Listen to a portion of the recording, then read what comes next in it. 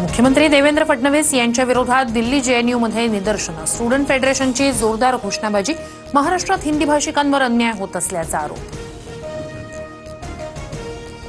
हिंदीसोबत मराठीचा वादच नाही, मराठीसह कुठल्याही भारतीय भाषेचा अभिमान वाटला पाहिजे, मुख्यमंत्री फडणवीसांकडून भूमिका स्पष्ट। महाराष्ट्रात मराठीचा आग्रह चुकीचा नाही, मात्र भाषेवरून कुणासोबतही मारहाण सहन करणार नाही, मुख्यमंत्री फडणवीसांचा इशारा। दिल्लीतील जेएनयू विद्यापीठात मुख्यमंत्री फडणवीसांच्या हस्ते मराठी अध्यासन केंद्राचं उद्घाटन, छत्रपती शिवाजी महाराज संरक्षण आणि सामरिक विशेष अध्यासन केंद्राचंही भूमिपूजन। पटक पटक के कसं मारेंगे, मराठी महिला खासदारांनी निशिकांत दुबेंना जाब विचारला।